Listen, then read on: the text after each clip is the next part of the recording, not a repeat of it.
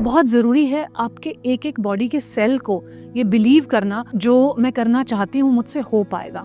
Belief system आपकी कुछ धारणाएं हैं जो आपकी व्यक्तिगत हैं, मतलब ये यूनिवर्सल ट्रूथ नहीं है। जो मैं पैसे के बारे में सोचती हूँ, रिश्तों के बारे में सोचती हूँ, लोगों के बारे में सोचती हूँ, ये मेरी सच्चाई है, ये मैं ऐसा सोचती हूँ। पर ऐसा नहीं कि आप भी वही सोचें कि मैं सोचने लगी हूँ कि दुनिया तो बड़ी खराब है यार, तो मेरे अब दोस्त भी नहीं बन रहे हैं, अब मेरे रिश्ते भी नहीं बन रहे हैं, अब मैं अपने बिजनेस में ट्रस्ट नहीं कर पाती हूँ लोगों को, अब मेरे को ट्रस्ट इश्यूज बहुत डीपर लेवल पे हो गए, कमिटमेंट इश्यूज बहुत हो गए क्योंकि सब तो खराब ही है। क्या आप ये मानते हो कि जो बहुत सारे जो नेगेटिव बिलीफ्स होते हैं कई बार वो हमारे लिए हेल्पफुल हो सकते हैं? तो ये जो बिलीफ्स का और मैनिफेस्टेशन का कितना क्लोज कनेक्शन है? आई वुड रियली इनकरेज देम, क्योंकि मैंने अपनी लाइफ में ये किया। सच में देखो, इस चीज के साथ बैठो एक दिन, एक हफ्ता, एक महीना, कि जो मैं मैनिफेस्ट करना चाहता हूँ और जो मैं सोच विचार रखता हूँ, बिलीफ है, क्या वो इनकोहेरेंस है, एक दूसरे के साथ कोहेरेंट है वो, या फिर मैनिफेस्टेशन तो यहाँ जा रही है, बिलीव यहाँ जा रहा है। क्या कोई तरीके हैं जिससे मैं उन नेगेटिव सेल्फ टॉक को चेंज कर सकता हूँ इनटू पॉजिटिव वन? मुझे क्यों गुड इनफ फील नहीं होता? हो सकता है किसी को गुड इनफ इसलिए ना फील होता हो कि उनके पास सक्सेस नहीं है, किसी को गुड इनफ इसलिए ना फील होता हो कि लोग उनकी तारीफें नहीं करते, वैलिडेशन की कमी है, किसी को गुड इनफ इसलिए ना फील करता हो कि फिजिकल अपीयरेंस उनको लगता है कि मेरी ठीक ठाक नहीं है या मेरा वजन ज्यादा है, व्हाटएवर है। आप देखो तो सही, अपने गुड इनफ को डिफाइन तो करो। लेकिन ना कुछ लोगों के ना बहुत ट्रॉमेटिक होता है एक्सपीरियंसेस, पहले छोटे अब्यूज, चाहे वो वर्बल हो चाहे वो फिजिकल हो, उसके बाद वो धारणा बन जाती है। वहाँ मुझे लगता है लोगों को और टफ होता होगा अपने बिलीफ सिस्टम को तोड़ना। अगर मैं आपके सामने एक व्हाइट कैनवस पे एक रेड डॉट बना दूं और पूछूं आपकी नजर कहाँ जा रही है, तो आप उस रेड डॉट को ही देखोगे। आप ये नहीं देखोगे कि पूरा कैनवस है, मैं इसमें कोई भी चित्र बना सकता हूँ, कुछ भी कर सकता हूँ, नजर वो रेड पे जाएगी। तो ये ह्यूमन जो है ना, वो कमी और गलत एक्सपीरियंसेस, इन सबसे बहुत ज्यादा इम्पैक्ट हो जाता है, क्योंकि खुद को बचाना चाहते हैं ना, आगे मेरे साथ ये ना हो जाए। लेकिन मेरी ये दीवार ऐसी होगी कि इसने तो सबको फिल्टर आउट कर दिया। इसने वो जो मुझे बहकाते, खिलाते, पिलाते और व्हाटएवर करते, वो लोग तो फिल्टर आउट किए, साथ ही साथ इसने वो अच्छे लोग भी फिल्टर कर दिए जो मुझे कहते हैं यार शोभा तो अच्छा कर रही है यार, तू बढ़िया कर रही है यार, I am so happy for you, I am clapping for you. वो भी तो नहीं मिले मुझे। देन आई रियलाइज कि boss these are some of very powerful learnings of my life, जो मुझे बहुत लेट रियलाइज हुआ लाइफ में। पैसे की अगर बात करें तो पैसा आपको कंफर्ट भी देगा और आपकी नींद चैन भी छीन लेगा। आप रंग देखिए ना, कितने दोनों ऑपोजिट है। पैसा आपको सिक्योरिटी भी देगा और आपकी बैंड बजा के रख देगा। आप देखो ना, बिल्कुल सिक्के के डायमेट्रिकल ऑपोजिट पहलूज हैं, एकदम उल्टी चीजें हैं और दोनों बातें ट्रू हैं। लेकिन फिर मैंने एक बड़ी ब्यूटीफुल चीज डिस्कवर करी। मैंने ये सोचा कि यार इस रॉक बॉटम से मैं नीचे नहीं जा सकती, और इस रॉक बॉटम की खूबसूरती है कि अब इससे बुरा कुछ नहीं हो सकता। अब यहाँ से मैंने थोड़ा भी कुछ किया तो मैं ऊपर ही जाने वाली हूँ। हेलो दोस्तों, लॉ ऑफ अट्रैक्शन के एक और जोरदार पॉडकास्ट में आपका बहुत बहुत स्वागत है। हमें पता है कि हमारे इमोशंस और हमारे बिलीफ सिस्टम हमारी लाइफ को लीड करते हैं, यानी कि जैसे हमारे बिलीफ्स होते हैं वैसी ही लाइफ हम क्रिएट करते हैं। इसलिए बिलीफ को और अच्छे से जानना बहुत ज्यादा जरूरी है, ताकि हम ये जान सकें कि हमारे कौन से खराब बिलीफ्स हैं जिनको बदला जा सकता है और नए बिलीफ्स को बिल्ड किया जा सकता है, ताकि हम अपनी लाइफ में जो चाहते हैं वो सारी की सारी चीजें मैनिफेस्ट कर सकें। और आज उसके लिए हमारे साथ एक इमोशनल इंटेलिजेंस कोच है, माइंडसेट कोच है, जो कि बहुत वक्त से बहुत सारे लोगों को सिखा रही हैं और कहीं ना कहीं एक बहुत ही प्यारा, बहुत ही अमेजिंग एक पॉडकास्ट चैनल भी रन करती हैं। शोभा राणा जी, आपका बहुत बहुत स्वागत है। Thank you so much Amit ji for having me on your podcast. मैं बहुत एक्साइटेड हूँ इस कॉन्वर्जेशन के लिए, क्योंकि जो आपकी लाइन ऑफ थॉट है और जिस डायरेक्शन में आप काम कर रहे हो, I am very inspired and moved by that. So let's see आज इस कॉन्वर्जेशन में हम क्या दे पाते हैं। नहीं, आई एम श्योर, मैं भी खुद बहुत एक्साइटेड हूँ, क्योंकि जब कुछ दिन पहले हमने आपके साथ पॉडकास्ट किया था आपके चैनल के लिए, वो कन्वर्सेशन मेरे लिए बहुत, मतलब मैं आई वाज रियली इम्प्रेस्ड। और क्योंकि आपका खुद का नॉलेज इतना ज़्यादा है around emotions, around belief system, तो आई थॉट कि यार हम जब बैठेंगे तो फिर तो मुझे उस दिन भी महसूस हुआ कि यार बहुत जल्दी खत्म हो गया जबकि हमने बहुत लंबा रिकॉर्ड किया। लेकिन आई एम श्योर कि आई थिंक जो बची हुई बातें हैं वो मैं आपसे सुनूंगा आज। चलिए कोशिश करेंगे। ग्रेट। तो सबसे पहले इससे शुरुआत करते हैं कि आपका खुद का जो बिलीफ है, you already believe in law of attraction and manifestation, तो इसका आपका डेफिनेशन क्या है कि आपके लिए लॉ ऑफ अट्रैक्शन क्या है? अब मैंने लॉ ऑफ अट्रैक्शन और मैनिफेस्टेशन में बिलीव करना शुरू कर दिया है, क्योंकि जब ये टर्म्स मुझे इंट्रोड्यूस हुई थी ना, तब ये ऐसे लगा था कि सिर्फ एक विशफुल थिंकिंग की तरह है कि बस सोचते रहो और हो जाएगा। और मैं क्योंकि साइंस बैकग्राउंड से हूँ और बहुत लॉजिकल थिंकर रही हूँ, क्रिटिकल रही हूँ पूरी लाइफ, तो मेरे लिए इनको एक्सेप्ट कर पाना बहुत मुश्किल था। लेकिन अब आज लाइफ में मैं जिस स्टेज पर हूँ वहाँ मैं रिफ्लेक्ट बैक करती हूँ तो मुझे बहुत सारे अपने एक्शंस, बहुत सारी जो काम मैं कर पाई, जो ड्रीम्स को मटेरियलाइज कर पाई, अब लगता है कि वो एक्चुअली लॉ ऑफ अट्रैक्शन और मैनिफेस्टेशन ही था, वो उन शब्दों में नहीं था। क्योंकि जब ये शब्द इंट्रोड्यूस हुए तो मुझे तो बहुत रिपल्शन थी कि ये ऐसे थोड़ी होता है, because when you are very logical तब आप फ्लो नहीं समझते हो। When you are very critical, आप बहुत एनालिटिकल माइंड से हो, आप बहुत साइंटिफिक बेंट ऑफ माइंड रखते हो, तो फेथ, ट्रस्ट, इन चीज़ों को बहुत तवज्जो नहीं देते हो। आपको लगता है हाँ ये ठीक है लेकिन इससे काम नहीं चलता, हाँ मतलब ये काफ़ी थोड़ी है। So I was one of those people. लेकिन ओवर द इयर्स मैंने डेफिनेटली इसके मैजिक को समझा है, क्योंकि मैंने अपनी लाइफ में इसको अनफोल्ड होते हुए देखा है। जैसे अगर मैं लॉ ऑफ अट्रैक्शन की अपनी पर्सनल डेफिनेशन या समझ की बात करूं तो मेरे लिए ये अब विशफुल थिंकिंग नहीं है। जो मुझे पहले लगता था कि आप सिर्फ डे ड्रीम करो, बैठ के सपने सजाओ, मीठी मीठी चीज़ें सोचो और सब हो जाएंगी आपकी लाइफ में, क्योंकि यूनिवर्स जो है वो खुद को अलाइन कर रहा है। अब मुझे समझ में आया कि लॉ ऑफ अट्रैक्शन का मतलब है कि आपके अंदर कितनी क्लैरिटी है अपनी वो लाइफ डिज़ाइन करने के लिए जो आप चाहते हो। जब हम डे ड्रीमिंग करते हैं ना, हमारे अंदर कोई क्लैरिटी नहीं होती, बस एक वेग गोल होता है कि मुझे बीच पे घर चाहिए, मुझे ऐसी गाड़ी चाहिए, मुझे ऐसे फ्रेंड्स चाहिए, ऐसा हस्बैंड चाहिए। आप सिर्फ ये वेगनेस है इसमें कोई सब्सटेंस नहीं है, इसमें कोई क्लैरिटी नहीं है, इसमें कोई प्लान ऑफ एक्शन नहीं है, कोई फोकस नहीं है। जब अब मैं लॉ ऑफ अट्रैक्शन को समझती हूँ तो मुझे सबसे पहली चीज़ समझ में आती है कि आपको क्या अट्रैक्ट करना है, क्या आपको उसकी 100% क्लैरिटी है। जब मैं 100% क्लैरिटी की बात कर रही हूँ कि लेट्स से अगर आप कोई गाड़ी को अट्रैक्ट करना है कि मुझे कार चाहिए, तो क्या आपको पता है कौन सी मॉडल की होनी चाहिए, कौन सी उसका मेक होना चाहिए, कैसे उसके फीचर्स होने चाहिए, आप उसके अंदर बैठोगे तो आप कैसा महसूस करोगे, आप उस गाड़ी के साथ और क्या क्या देखते हो, वो गाड़ी पार्क कहाँ पे होगी, वो कौन से कलर की होगी, कौन लोग आपके साथ उस गाड़ी को एंजॉय करेंगे, या आप उस गाड़ी के साथ कौन सी डेस्टिनेशन पे जाएंगे, या आप उसकी अगर रूफ है तो खोल के आपको कैसे मजा आएगा, आप कैसे उस ब्रीज को फील करेंगे। Now I make it very very specific my goals, और फिर वो अचीवेबल भी लगते हैं और एक प्लान ऑफ एक्शन भी बनता है कि हाँ ये गाड़ी तो 40 लाख की है, तो मतलब डाउन पेमेंट में इतना मुझे डालना चाहिए। But all of that plan you reverse engineer कि हाँ ये ऐसा डाउन पेमेंट होगा, बाकी इतना, इसके लिए मुझे अपनी इनकम को किस तरह से प्लान करना है, अपनी सेविंग्स को किस तरह से प्लान करना है। तो now law of attraction works like this for me, not like कि हाँ बस मुझे गाड़ी चाहिए और कोई पूछ ले आगे से आके, मतलब भगवान भी आके आपसे पूछे कि भाई तुम अट्रैक्ट तो कर रहे हो बट मुझे 5 फीचर्स तो बता दो क्या चाहिए। और हमारे साथ यही कमी है, बहुत सारे लोग मैनिफेस्ट करना चाहते हैं अपनी ड्रीम लाइफ को, अपनी ड्रीम बॉडी को, लेकिन उनको 36 के अलावा कुछ नहीं पता है कि ड्रीम बॉडी होती क्या है। कितने लोग बीमारियों की बात करते हैं, कितने लोग बॉडी में वाइटैलिटी, एनर्जी फील करने की बात करते हैं, कितने लोग अपनी बॉडी के फुल पोटेंशियल को अचीव करने की बात करते हैं। लोग सिर्फ ये बात करते हैं कि मेरा पेट ना दिखे, मेरे एब्स बन जाएं, मुझे थोड़े बाइसेप्स आ जाएं, but this is not how law of attraction is going to work for you. Correct. So you have to be very very clear and focused about what your goal is that you are trying to attract. So that is how I understand it now. Absolutely. I think बहुत clarity आपने दी है। अगर कोई आज पहली बार भी law of attraction के बारे में सुन रहा होगा, समझने की कोशिश कर रहा होगा, आई एम श्योर इस डेफिनेशन से इसको क्लियर हो जाएगा। लेकिन आप ये भी मानते हैं कि जो हमारी रियलिटी है वो कहीं ना कहीं हमारे बिलीफ सिस्टम पर डिपेंड करती है? जैसे हमारे बिलीफ्स होते हैं, विश्वास होते हैं, आस्था जो हमारी होती है, उसके अकॉर्डिंग सारी चीजें क्रिएट होती हैं। तो आपको क्या लगता है कि कितना डीप इम्पैक्ट होता है हमारे बिलीफ सिस्टम का हमारी रियलिटी में? 100% इम्पैक्ट होता है। सबसे पहले तो देखिए बिलीव ही, अगर आपको बिलीव ही नहीं होगा कि मैं ये कर सकती हूँ या ये मैं कर पाऊंगी, तो आप उस काम में हाथ ही नहीं डालोगे। जैसे कि अगर मुझे बिलीव नहीं होगा कि मैं पब्लिक स्पीकिंग कर सकती हूँ तो मैं कभी स्टेज पे नहीं जाऊंगी। अगर मेरे सामने अपॉर्चुनिटी आके नॉक भी करेगी मेरे दरवाजे पे तो मैं कहूँगी, उससे बचने की कोशिश करूंगी।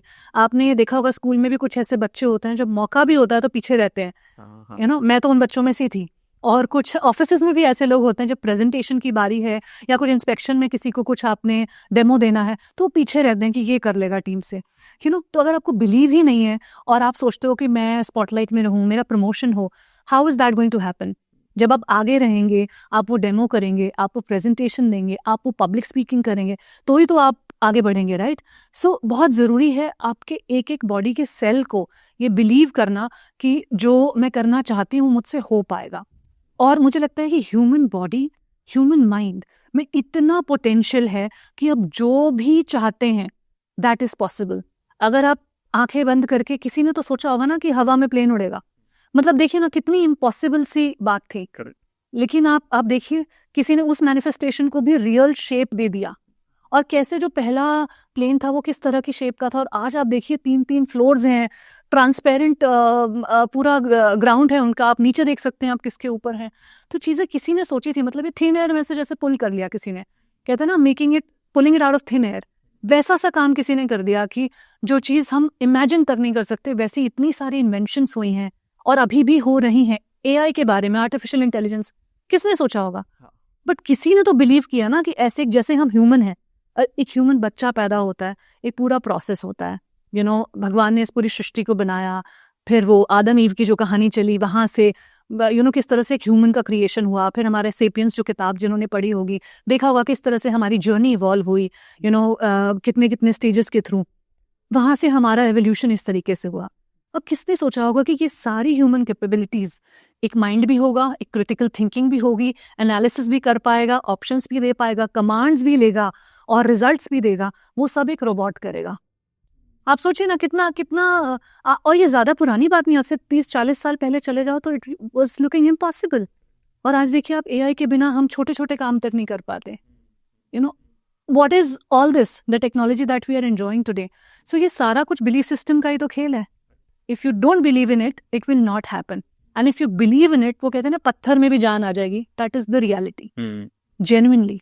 So I 100% feel that your belief system shapes your reality. अब हम बात करें, जैसे क्या होता है कि बहुत सारे लोग जो लाइफ में, I am one of those, जो एक हम ऐसे बैकग्राउंड से आए जहाँ पर हमने बहुत सारे चैलेंजेस देखे जब हम छोटे थे, और कहीं ना कहीं वो बिलीफ सिस्टम बनता रहता है, और वक्त के साथ साथ हमारी फैमिली, हमारी सराउंडिंग हमें एक बिलीफ सिस्टम दे देती है, जिसको एक वक्त के बाद आप परमानेंट उसको बना लेते हो, उसको ब्रेक करना मुश्किल होता है।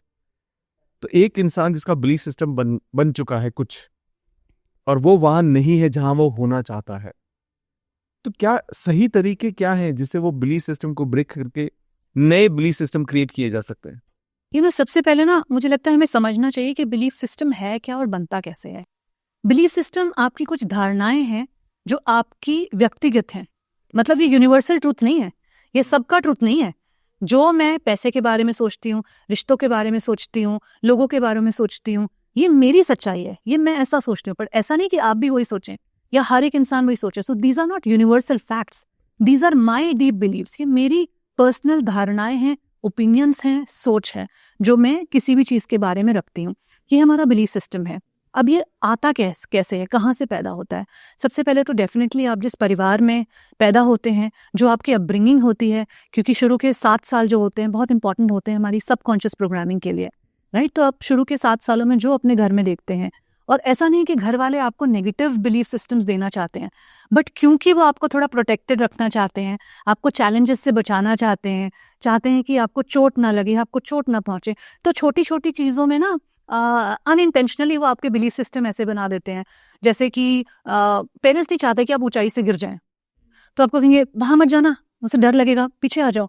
तो आपका बिलीफ सिस्टम धीरे धीरे बनता जाता है कि यार ऊंचाई से मुझे डर लगना शुरू हो गया।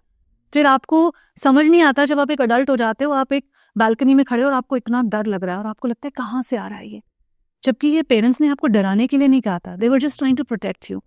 तो मोस्टली जो हमारे बिलीफ सिस्टम पेरेंट्स बनाते हैं, ऐसा है कि ज़्यादा पैसा मत खर्च करो, नहीं तो कुछ बचेगा नहीं ना। वो इसलिए नहीं बताते कि आप एक अच्छी ज़िंदगी ना जी पाएँ, आप अपनी सहूलियत की चीज़ें ना खरीद पाएँ। वो आपको इसलिए बताना चाहते हैं कि आप फजूल खर्च ना करें, या फिर उन्होंने अपनी लाइफ में कुछ ऐसा देखा होता है कि जिन लोगों ने बहुत खर्चे किए, शायद उनकी लाइफ बाद में उतनी अच्छी ना रही हो, वो आपके लिए सब नहीं चाहते हैं, इसलिए वो आपको सब सिखाते हैं। बट आप कैसे हो जाते हो कि पैसे को बचा बचा के रखने वाले हैं, पैसे के अभाव के बारे में सोचने वाले हैं, लैक वाला माइंडसेट, स्कैसिटी वाला माइंडसेट, जो बिल्कुल ऑपोजिट है अबंडेंस वाले माइंडसेट से। अब आपकी चाहत है लाइफ में अबंडेंस की, कि हर चीज अबंडेंस में हो, भरपूर हो, बहुत सारी हो, लेकिन अंदर आपके क्या है? लैक, कि बचा के चलना चाहिए, बर्बाद हो जाते हैं, कम हो जाता है। सबसे पहले तो आपकी फैमिली इस तरह से आपके बिलीफ सिस्टम को बनाती है, जो मोस्टली मुझे लगता है क्योंकि वो प्रोटेक्ट करने के लिए, शेल्टर करने के लिए बनाते हैं, तो शायद कहीं ना कहीं नेगेटिव सेट हो जाते हैं। दूसरा कल्चरल रेफरेंसेस से बहुत सारे हमारे बिलीफ सिस्टम आते हैं, हम किस तरह के कल्चर में पले बढ़े।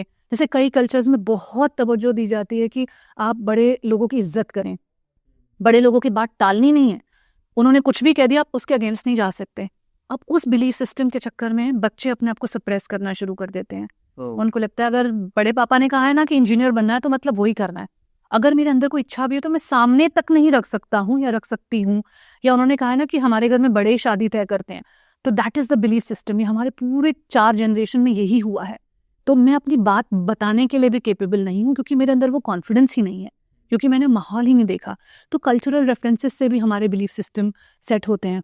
कुछ हमारे बिलीफ सिस्टम हम खुद गलत सेट कर लेते हैं जब हम बहुत ज़्यादा नेगेटिव बातों को रिपीट करते हैं। जैसे हम कहते हैं ना, यार मुझसे नहीं हो पाएगा, यार स्टेज मेरे से नहीं होगा, यार नहीं अब उतना तो मैं नहीं कर पाऊंगी। और आप ये बात बार बार कहते हैं। जैसे अगर मानिए छोटा सा गोल बनाया हमने रोज 5 किलोमीटर भागने का, तो सोचते हैं यार 5 किलोमीटर तो बहुत है, मुझसे नहीं हो पाएगा, मैं तो आधा किलोमीटर भी चलूँ तो बहुत हो जाता है। आप ये रिपीट करते जाते हो, रिपीट करते जाते हो, रिपीट करते जाते हो। ऑब्वियसली आप एक्शन नहीं लेते हो क्योंकि आपको बिलीव ही नहीं है कि आप कर लोगे, तो आप कहाँ से एक्शन लोगे। तो over the period of time आपको प्रूफ ऑफ कॉन्सेप्ट भी मिल जाता है कि देखो मेरा प्रूफ था मुझसे नहीं हो पाएगा और मैं कर भी नहीं पा रहा हूँ, तो मतलब मेरा बिलीफ सिस्टम सही है। लेकिन that is what you have programmed yourself bye repeating a negative thing. तो ये 3-4 कुछ तरीके होते हैं जहां से हमारे बिलीफ सिस्टम्स बन जाते हैं। अब इनको चैलेंज करना और इनको इम्प्रूव करना बहुत जरूरी है, क्योंकि अमित जी क्या होता है, हम कोई भी बिलीफ सिस्टम लेते हैं ना, हम बहुत समझदार लोग हैं। ह्यूमन का ना बेसिक इंस्टिंक्ट है कि आप सेल्फ प्रेजर्वेशन, खुद को बचाना, खुद को प्रोटेक्ट करना, ये हमारी बेसिक नीड है। अगर आपने भी मुझे कोई बिलीफ सिस्टम दिया ना या कुछ भी दिया कि शोभा वहां मत इन्वेस्ट करना, देखो वहां पे पैसा डूब जाता है, तो मेरा पहला इंस्टिंक्ट क्या है कि मैं खुद को बचाऊं।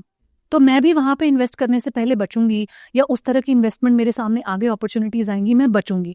क्योंकि ये ह्यूमन का वायरिंग ऐसी है कि हम नेगेटिव को फट से पकड़ लेते हैं और उसको चिपका के रख लेते हैं अपने आप से। अब उसको घिसने मिटाने के लिए फिर रिफ्लेक्शन चाहिए होती है, होमवर्क चाहिए होता है। अच्छा, अमित जी ने कह दिया वहां पे मत लेना, पर क्या मैंने खुद जाके स्टडी किया? क्या जेन्युइनली वहां जिन लोगों ने लिया उन सबका यही हाल है?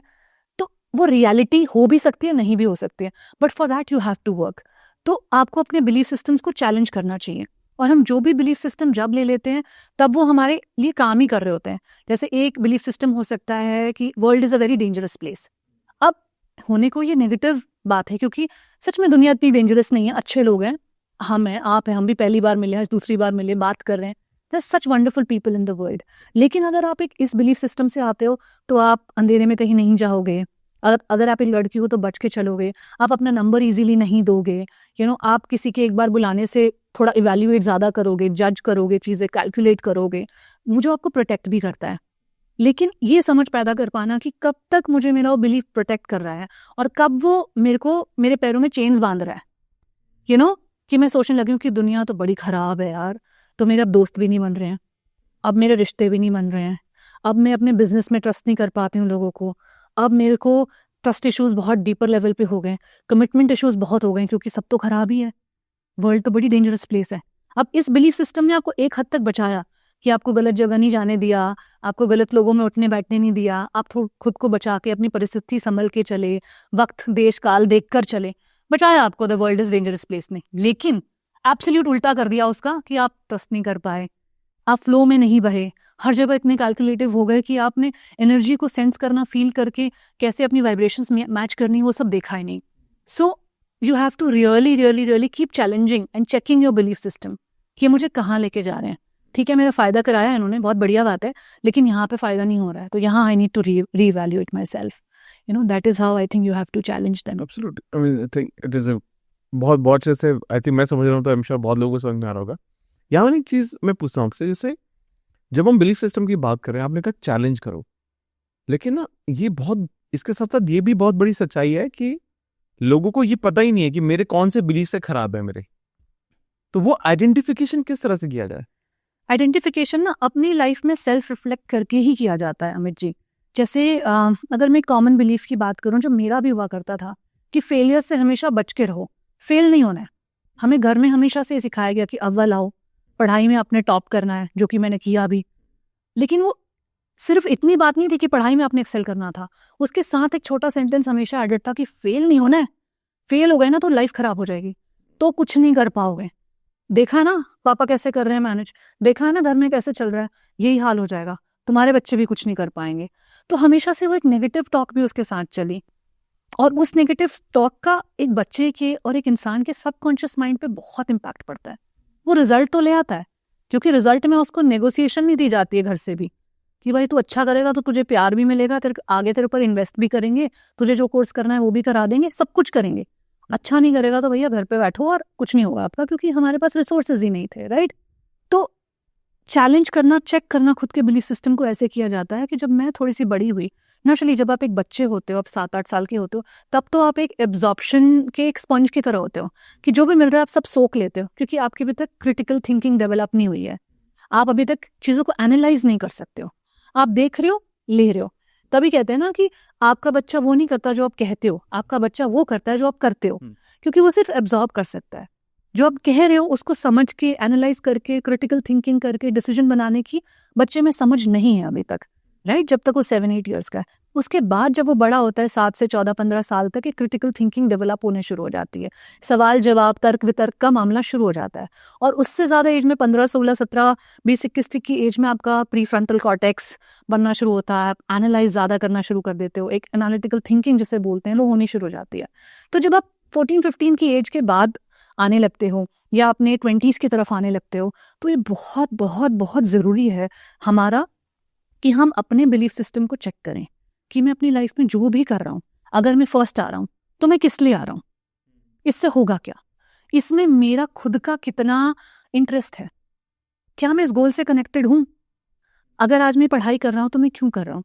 हो सकता है कि 18, 20, 22 साल के बच्चे को इतनी समझ लाइफ की ना हो, तो I would like to encourage parents also, या उनके बड़े भाई बहन जो ये पॉडकास्ट देख रहे हैं, या रिश्तेदार जो उनके देख रहे हैं, कि आप ना थोड़ा आपस में इंकरेजमेंट का माहौल रखें, ये रखें कि उसको बिलीफ सिस्टम पे उसको भी बताते रहें। क्योंकि हम ऐसे सीईओज बना के, ऐसे साइंटिस्ट बना के, ऐसे लॉयर्स बना के क्या कर लेंगे जो 40 साल की उम्र में सुसाइडल हो रहे हैं, जो कि आजकल बहुत सारे लोग हैं, अपनी लाइफ से बहुत दुखी हैं, क्योंकि कहीं ना कहीं वो अपने अव्वल आने से कनेक्टेड नहीं है।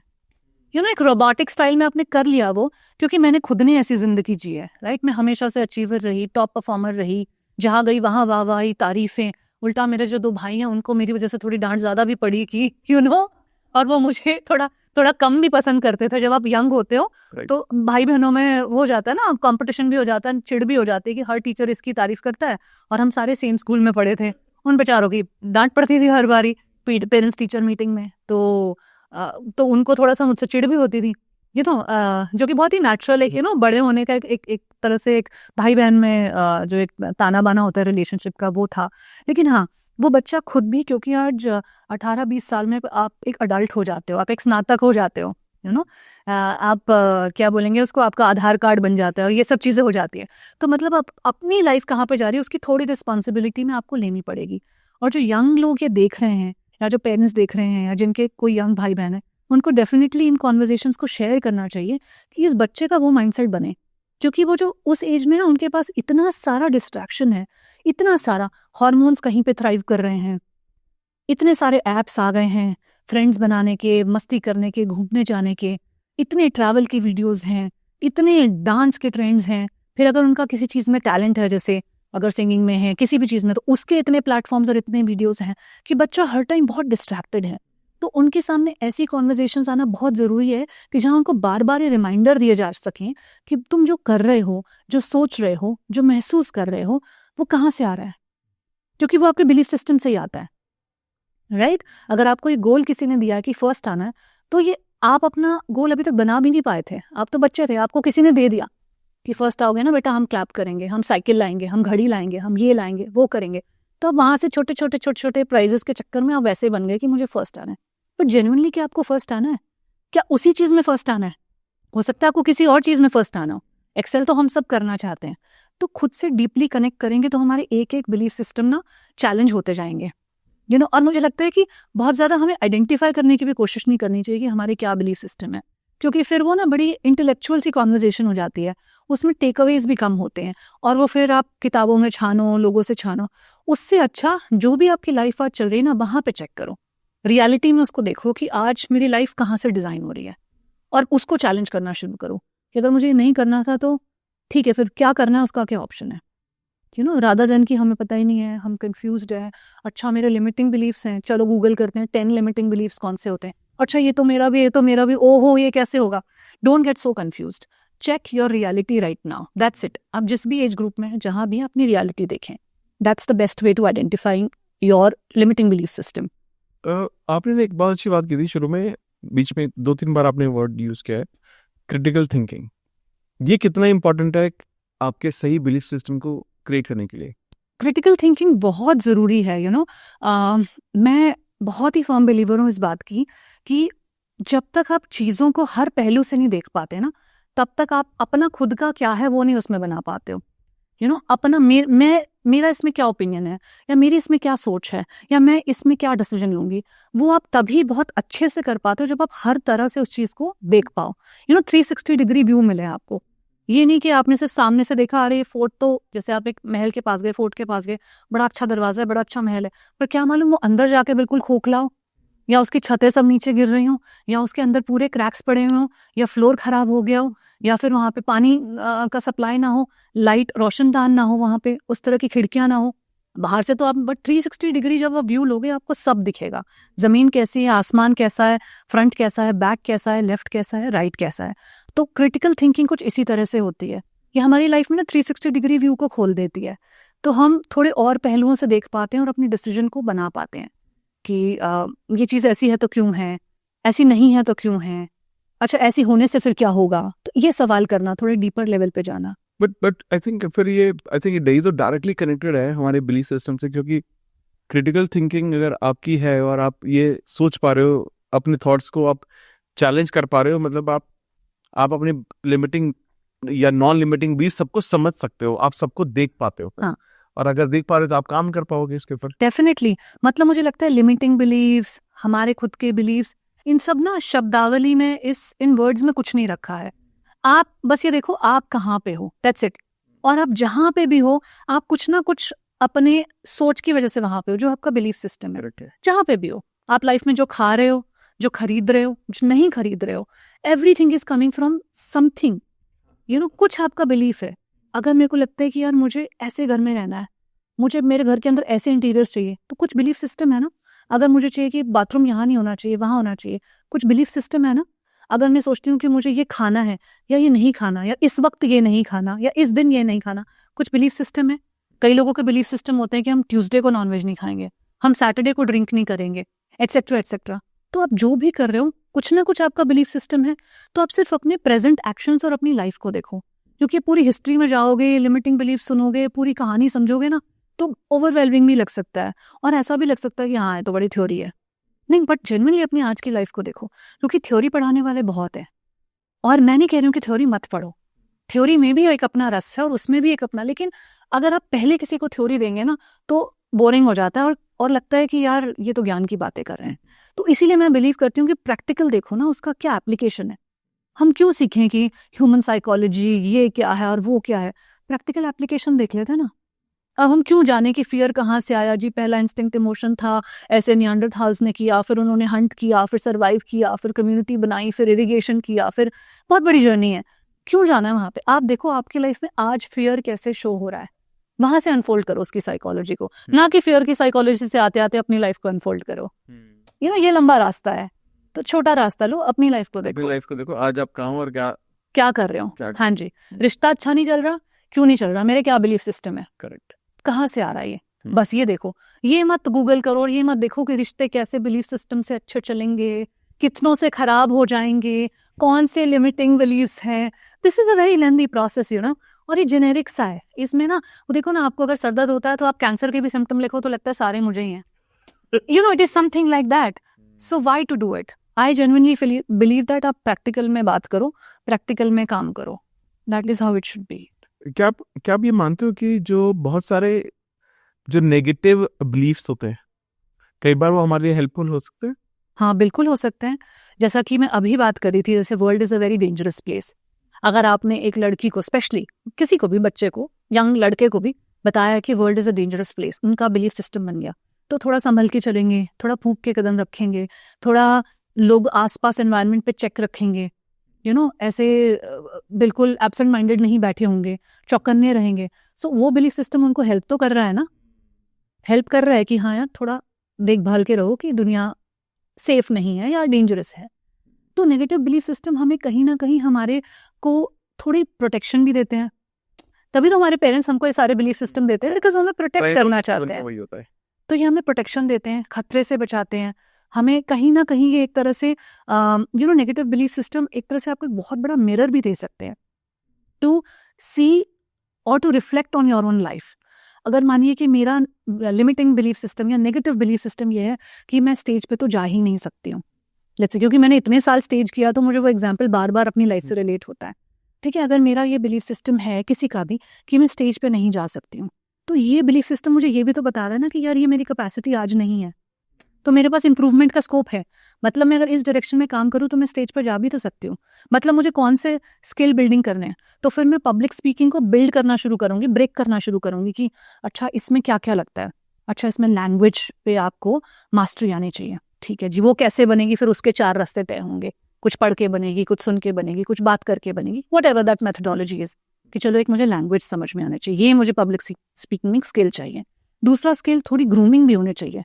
अच्छा मैं कैसे कपड़े पहन रही हूँ, मेरे हैंड जेस्चर्स क्या है, बॉडी लैंग्वेज क्या है, इस पे भी फिर मैं काम करूंगी। तो देखो ना, एक बिलीफ सिस्टम ने आपको कितने सारे एरियाज ऑफ वर्क दे दिए। फिर चाहे आप स्टेज स्पीकिंग करो, पब्लिक स्पीकिंग करो या ना करो, पर आपके अंदर स्किल कैसे आ गए। आप ये देखें ना, आपके अंदर कम्युनिकेशन के स्किल आ गए, आपके अंदर एनालाइज करने के स्किल आ गए, आप एक बात को 4 तरीकों से कह पाने के स्किल्स आ गए, तो आपके अंदर सेल्स के भी स्किल्स आ गए अगर आप सेल्स की जॉब में जाए तो। ये सब पीछे देख के डॉट्स कनेक्ट होते हैं कि यार मैंने स्टेज किया था तो मुझे ये स्किल आ गया। यार मैं लोगों के बीच में बैठती हूँ तो लोग कहते हैं यार आपको तो बातें सुनने का बड़ा मन करता है, पर मैं कभी ऐसे सोच के तो नहीं आई थी कि लोग मेरी बातें सुने। मैं ऐसी बनूंगी कि लोग मेरी बातें सुने। You didn't start from there, you started attacking a belief system कि यार मैं स्टेज नहीं कर पा रही हूँ तो मुझे कैसे करना है, क्योंकि मैंने कभी नहीं किया था। और जब मेरे सामने अपॉर्चुनिटी आई तो मेरी अंदर से जो सेल्फ टॉक थी वो एब्सोल्युटली नेगेटिव थी कि मुझसे नहीं होगा, मैंने कभी नहीं किया। ये तो उन बच्चों के लिए होता है जो प्राइवेट स्कूल से पढ़े होते हैं। हमारे ज़माने में तो कॉन्वेंट एक बहुत बड़ा वर्ड होता था कि कॉन्वेंट से जो पढ़े होते हैं तो इंग्लिश में होता है। और मेरे को तो चश्मे चढ़े हुए थे, मोटे मोटे, पतली सी थी मैं, ग्रूमिंग, और I was a big Tom boy. जब मैं इवेंट्स होस्ट करना शुरू किया, मेरे छोटे छोटे बाल होते थे और मैं बिल्कुल ढीले ढाले जीन्स पहन के और ढीले ढाले टी शर्ट्स, बहुत दुबली पतली सी थी, लंबी सी, चश्मे लगा के वाली लड़की। तो ऐसी लड़की को कैसे बिलीव होगा कि वो स्टेज कर लेगी। मतलब मैं कोई आलिया भट्ट या सोनाक्षी सिन्हा नहीं थी कि मेरा शरीर चाहे जैसा भी हो। हालांकि सोनाक्षी सिन्हा ने भी जब शुरू किया वो हीरोइन जैसी नहीं दिखती थी, बट उनके पास रिसोर्सेज थे, उनके पास वो विजन था, उनके पास वो फैमिली थी, उन्होंने वो करते हुए 50 लोगों को देखा था। मेरा तो रेफरेंस ही 0 है। मेरे पास तो ना फैमिली के पास ग्रूमिंग का किसी को जी नहीं पता, पैसे हमारे पास है नहीं, रेफरेंसेस कोई नहीं है, अभी तक इंटरनेट और यूट्यूब का जमाना नहीं है। मैं 17 साल पुरानी बात कर रही हूँ, राइट। ये कोई जमाना नहीं है, तो क्या करेगी फिर ऐसी लड़की का क्या बिलीव होगा। यही होगा ना कि मुझसे नहीं होगा। लेकिन अगर आपने उस नेगेटिव बिलीफ को ये देखा कि यार मुझे ये बता रहा है कि तेरी कैपेसिटी में ये आज नहीं है, इसको ब्रेक डाउन कर ले तू 4 पार्ट्स में। चल लैंग्वेज पे कमांड कर ले, चल बॉडी ग्रूमिंग पे कमांड कर ले, जेस्चर्स पे कमांड कर ले, स्माइल कैसे करनी है उस पे कर ले, तो काम हो गया। तो नेगेटिव बिलीफ सिस्टम भी बहुत जरूरी है। अगर आप उसको रिफ्लेक्शन की तरह यूज करें, प्रोटेक्शन और हार्म से आपको बचाने की तरह उसे एज ए टूल देखें, तो इट इज वेरी ब्यूटीफुल, कुछ भी गलत नहीं है। तो ये जो बिलीव्स का और मैनिफेस्टेशन का कितना क्लोज कनेक्शन है? मैनिफेस्टेशन और बिलीव्स का तो एकदम क्लोज कनेक्शन है, क्योंकि जब तक आप बिलीव नहीं करोगे कि ये हो पाएगा या मैं इसको डिजर्व करती हूँ, तो मैनिफेस्ट कैसे करोगे। अगर आप बिलीव ही नहीं करोगे कि जैसे सपोज की आपका बिलीफ सिस्टम ये है कि लड़के तो खराब ही होते हैं, और मैनिफेस्ट करना है आपको मेरा बहुत अच्छा पति हो या मेरा बहुत अच्छा बॉयफ्रेंड हो, कैसे मैनिफेस्ट होगा। आप जिससे भी मिलेंगे ये सोचेंगे तो खराब है, इसका कुछ इंटेंशन खराब है, ये ठीक नहीं है, इसका ये खराब है, इसका वो खराब है, क्योंकि आपका कोर अंदर से कहता है कि लड़के खराब है। तो कोई ना कोई बहाना आप ढूंढेंगे उनको रिजेक्ट करने का, क्योंकि अंदर आपका अलाइन नहीं है।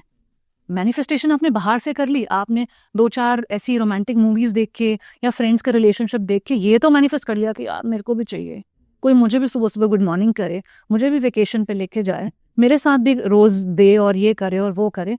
लेकिन अंदर से क्या, लड़के तो बेकार है, नहीं मिलना ही नहीं चाहिए। मैं तो मिलती हूँ तो पहले ये कह देती हूँ, मैं तो ऐसे करती हूँ, मतलब इतनी मैं है जिसके अंदर, इतना अहम है, वो तो वैसे भी नहीं अट्रैक्ट कर सकता। तो you have to really really see this close connection between your belief and manifestation. तो जो लोग ये देख रहे हैं conversation, I would really encourage them, क्योंकि मैंने अपनी लाइफ में ये किया। सच में देखो, इस चीज़ के साथ बैठो, एक दिन, एक हफ्ता, एक महीना, कि जो मैं मैनिफेस्ट करना चाहता हूँ और जो मैं सोच विचार रखता हूँ, बिलीफ है, क्या वो इनकोहेरेंस हैं, एक दूसरे के साथ कोहेरेंट हैं वो, या फिर मैनिफेस्टेशन तो यहाँ जा रही है, बिलीव यहाँ जा रहा है। मैनिफेस्टेशन तो कह रही है कि मुझे बड़ा बंगला चाहिए, बिलीव जा रहा है कि मेरे पास तो कोई स्किल ही नहीं है, मुझे तो जॉब ही नहीं अच्छी मिलेगी, मेरी तो प्रमोशन ही नहीं होगी, फिर कैसे बनेगा बंगला? You have to see these two things. Amazing, बहुत सही बात बोली, बहुत सही, बहुत सही। एक और चीज आपने भी बात की थी अबाउट नेगेटिव सेल्फ टॉक। ठीक है, मेरी नेगेटिव सेल्फ टॉक है, क्या कोई तरीके हैं जिससे मैं उन नेगेटिव सेल्फ टॉक को चेंज कर सकता हूँ into positive one? Amit ji देखिए, आपकी नेगेटिव सेल्फ टॉक नहीं है, सबकी नेगेटिव सेल्फ टॉक है। और जिन लोगों की नेगेटिव सेल्फ टॉक नहीं है, जिनकी पॉजिटिव सेल्फ टॉक है, या जिनको ऐसा लगता है कि मेरी पॉजिटिव सेल्फ टॉक है, उनकी भी नेगेटिव सेल्फ टॉक है, क्योंकि वो पॉजिटिव सेल्फ टॉक भी बहुत इनसिक्योरिटीज से आ रही है। उन्होंने ये सुन रखा है कि ऐसा ऐसा नहीं सोचना है, इसलिए मुझे ऐसा ऐसा सोचना है। उनको ऐसा इसलिए नहीं सोचना है कि उनको ऐसा सोचना है, उनको ऐसा इसलिए सोचना है क्योंकि उनको नेगेटिव नहीं सोचना। क्या बात है, आप समझ रहे हो? तो positive thinking is not coming from the positivity that is within me. जो मेरे अंदर एक जलती हुई रोशनी है पॉजिटिविटी की, वहां से मेरी पॉजिटिव थिंकिंग नहीं आ रही है। मेरी पॉजिटिव थिंकिंग यहाँ से आ रही है कि मुझे नेगेटिव नहीं सोचना है। जैसे मेरा प्लेन आराम से लैंड करेगा, वो यहाँ से नहीं आ रहा कि मैं पॉजिटिव हूँ कि प्लेन लैंड करेगा, ये तो पायलट्स ट्रेंड होते हैं, प्लेन में बहुत सारे सेफ्टी फीचर्स होते हैं। मेरी पॉजिटिव थिंकिंग कहाँ से आ रही है कि क्रैश ना हो जाए, ये नहीं सोचना है, इसलिए ये सोचना है कि तो जो मैंने ये प्लेन वाला एग्जाम्पल भी दिया कि हमारी पॉजिटिव थिंकिंग यहाँ से नहीं आ रही कि हम अंदर से पॉजिटिव हैं, हम अंदर से नेगेटिव नहीं सोचते। पॉजिटिव थिंकिंग यहाँ से आ रही है कि नेगेटिव नहीं सोचना है, कहीं मैं नेगेटिव अट्रैक्ट ना कर लूँ। अगेन माइंडसेट क्या बन गया? फियर का। और जब तक फियर के माइंड से आप पॉजिटिव सोचोगे तो इनर अलाइनमेंट नहीं है। आप जो बोल रहे हो, जो सोच रहे हो, उसमें अलाइनमेंट है ही नहीं। बार से आप कह रहे हो कि सब अच्छा है, अच्छी जर्नी है, सब कुछ है, लेकिन अंदर से आप फियर में जकड़े पड़े हो, तो एंग्जाइटी पैदा होगी। तो ये मैं एग्जांपल इसलिए दे रही हूँ कि हम अगर ये बेस लाइन रख लें कि हम सभी की जो सेल्फ टॉक है ना, वो नेगेटिव ही है। जिनकी पॉजिटिव भी है, उनका भी बेस नेगेटिव से ही आ रहा है। 99% लोगों की यही कहानी है। तो ये नॉर्मलाइज हो जाएगा कि अगर आपकी नेगेटिव सेल्फ टॉक है, अगर आप इसे देख रहे हैं, तो कोई दिक्कत नहीं है आप में, इट इज ओके। क्योंकि नेगेटिव सेल्फ टॉक हमारे पार्ट ऑफ एवोल्यूशन है। हम जहां से हमारी स्पीशीज इवॉल्व हुई, अगर हम नेगेटिव नहीं सोचते तो हम खुद को खतरों से नहीं बचा पाते, हम अपने कम्युनिटी, अपने समुदाय को नहीं बचा पाते, हम अपने और समाज को आगे नहीं बढ़ा पाते। तो ये हमारे बीइंग का पार्ट है। तो अगर आप जो देख रहे हो इसे, या कोई भी इंसान नेगेटिव सेल्फ टॉक है, that is normal. There is nothing negative about having a negative self talk. गलती कहाँ पे है कि वो आप अवेयरनेस में नहीं ला रहे हो कि ये नेगेटिव हो रही है और इस नेगेटिव से अब मेरा नुकसान हो रहा है। जैसा मैं पहले भी कह रही थी, जो भी आपके नेगेटिव बिलीफ सिस्टम्स हैं या जो भी नेगेटिव सेल्फ टॉक भी है ना, वो भी कहीं ना कहीं आपको बचा रहा होता है किसी ना किसी चीज से। तो इसीलिए आप उसको लेके चलते हो, लेकिन एक लेवल के बाद आपको उसे छोड़ना ही पड़ता है। अगर आप उसे नहीं छोड़ेंगे, आप वैसे ही चलेंगे लाइफ में, तो आप ग्रो नहीं कर पाएंगे। ग्रोथ माइंडसेट क्या होता है? जो माइंडसेट आज ये भी अडाप्ट कर ले, कल वो भी अडाप्ट कर ले। आप ये ही अडाप्ट करते हुए और इसी में आपने जिंदगी निकाल दी, तो मतलब आप पूरा 360 डिग्री व्यू देख ही नहीं पाए, आप पूरी फिल्म देख ही नहीं पाए, आप एक ही तरफ से एक ही सेक्शन, एक ही कैरेक्टर के साथ चले गए। तो that is what it should not happen. So negative self talk को इम्प्रूव करने का जो सबसे क्लियर तरीका है वो ये है कि आप एक तो अवेयर हो जाएं। अवेयरनेस की सबसे बड़ा एग्जाम्पल आपकी खुद की लाइफ है। अपनी लाइफ में देख लो यार, क्या चल रहा है, क्या प्लस चल रहा है, क्या माइनस चल रहा है। जो प्लस चल रहा है वो प्लस क्यों चल रहा है, जो माइनस चल रहा है वो माइनस क्यों चल रहा है। जो प्लस चल रहा है वहां जेन्युइनली मुझे हैप्पीनेस, फुलफिलमेंट की फीलिंग है कि भाई प्लस में मेरे पास रिलेशनशिप के बॉक्स में, चेक बॉक्स में टिक तो लगा हुआ है, एक बड़ा सा ग्रीन फ्लैग तो लगा हुआ है, पर एक्चुअल में क्या मेरी फीलिंग, रात को मैं सोता हूँ तो क्या मुझे तसल्ली रहती है कि हाँ I have a beautiful relationship? क्या मुझे वो सिक्योरिटी है? क्या मुझे वो सेंस ऑफ बिलोंगिंगनेस है? क्या मुझे वो सेंस ऑफ लव है? सिर्फ होना काफी नहीं है ना, उस होने का आपके लिए क्या ट्रांसलेशन हो रहा है। और मैं ये नहीं कह रही हूँ कि वो इंसान गलत होंगे, वो इंसान परफेक्ट हो सकते हैं, लेकिन आपके लिए ट्रांसलेशन ये नहीं हो रहा, तो मतलब आपके लिए शायद वो रिश्ता सही नहीं है, शायद आपके लिए अभी वो समय सही नहीं है। That equation is not working for you basically. तो सबसे पहले तो अपनी लाइफ से अपनी अवेयरनेस को ओपन कीजिए कि क्या प्लस है, क्या माइनस है। जो प्लस है वो क्यों है, और प्लस अगर वो दिख रहा है तो क्या आपको फील भी हो रहा है। कई बार बड़े सारे प्लस हमारी लाइफ में दिखते हैं, बहुत पैसा है लोगों की लाइफ में, पर क्या वो आपको सच में सिक्योरिटी दे रहा है? देखो ना कितने सारे पैसे वाले लोग कितनी इनसिक्योरिटीज लेके घूम रहे हैं, कितनी इनसिक्योरिटीज लेके घूम रहे हैं। मतलब अगर उनकी एक छोटी सी चीज भी यहाँ से वहां हो जाए तो अरे सब खत्म हो गया, ये क्या हो गया, तो अपशगुन हो गया, ये तो ये हो गया। ऐसी बातें सुनते हैं ना, वहीं से तो ट्रेंड शुरू होते हैं। ये 20-20 अंगूठियां पहनना, ये सब ट्रेंड कहाँ से शुरू हुए? ये पैसे वालों ने तो, गरीब लोगों ने थोड़ी ये ट्रेंड शुरू किया है। ये सब तो उन्होंने पुखराज पहनो, ये असली नहीं, नीलम ऐसा, सफायर ऐसा, रूबी ऐसा, इससे ये कटेगा वो कटेगा। All of this is that, right?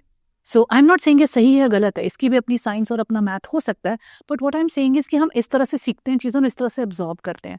और ये चीज़ें जब तक अपने मैकेनिज्म तक काम करे तब तक ठीक है। जब तक ये हमें बदलना शुरू हो जाती है ना, कि मैंने अगर नीलम नहीं पहना तो मतलब मेरा हो अब तो मेरी लाइफ में मैं कुछ अट्रैक्ट नहीं करती, मतलब सब गलत हो जाएगा, अपशगुन हो जाएगा, दैट इज रॉन्ग। नीलम पहनना इज रॉन्ग और राइट, ये आपकी मर्जी है। ये आपका उसके पीछे कोई मेंटोर हो सकता है, कोई आपका गुरु हो सकता है, उनकी कुछ साइंस मैथ कुछ हो सकता है। I am not saying about that, what I am saying is how are you connecting to it. If that connection is giving you negativity तो आपको चेक करना चाहिए और उसको इम्प्रूव करना चाहिए। अगर वो कनेक्शन आपको पॉजिटिविटी दे रहा है तो रखो ना, क्या दिक्कत है। अब जब हम बीरबल की खिचड़ी की बात करते हैं, या हम वो कहानी सुनते थे बचपन में, कितने ठंडे पानी में दूर एक दीपक जल रहा था, वो देख के उन्होंने पूरी रात काट ली कि कहीं से मुझे रोशनी मिल रही है। हालांकि इतने कम टेम्परेचर में एक छोटा सा दिया आपको क्या गर्मी देगा, लेकिन कभी कभी वो बिलीफ ही काफी होता है ना उस ठंडे पानी में रात काटने के लिए। तो you have to somewhere keep analysing them, और ये अवेयरनेस से आपके खुलता है। दूसरा तरीका अपने नेगेटिव बिलीफ सिस्टम को इम्प्रूव करने का है क्लैरिटी लेकर आना, और क्लैरिटी लाने के लिए लिखना बहुत ज़रूरी है। मैं एक फर्म बिलीवर हूँ लिखने की। मैं बचपन से अपनी लाइफ में बहुत सी चीज़ें मैंने सॉल्व की, बहुत सी चीज़ें रिफ्लेक्ट की, देखी, क्योंकि मेरे पास कभी मेंटोर नहीं रहे, मेरे पास कभी एक लंबे अरसे तक, मतलब ये 25, 26, 27 साल के बाद मैंने लोगों से मिलना, किसी से कुछ सीखना, कोई गुरु मिले, कोई मेंटोर मिले, कुछ मिले, पर उससे पहले कोई नहीं था लाइफ में। तो बहुत लिखना। अच्छा, आप लिख भी नहीं पा रहे हैं, आपको आइडियाज ही नहीं आते, समझ ही नहीं आता है, तो पढ़ें। इन चीज़ों से आपको समझ में आता है कि आप है कहाँ पे अपनी लाइफ में। कई बारी ना हम जो कर रहे होते हैं, जैसा कर रहे होते हैं, हम उसी के इतने मास्टर होते हैं कि हमें उसके आगे पीछे का कुछ नहीं पता होता।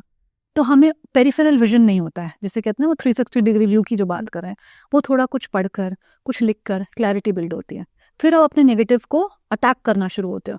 जब आप ये लिखते हो, मुझे ऐसा लगता है कि आई एम नॉट इनफ, तो आई एम नॉट इनफ लिखते ही आपको एक फीलिंग आती है कि यार ये तो सही नहीं लिख रही हूँ मैं, मतलब ऐसा क्यों है मेरे साथ। जब वो क्यों और एक वो टीस आ जाती है ना मन में, तो आपको समझ आ जाता है कि इसको मुझे अब इसके पीछे पड़ जाना चाहिए। Now I have to feel I am good enough. Now how do I feel I am good enough?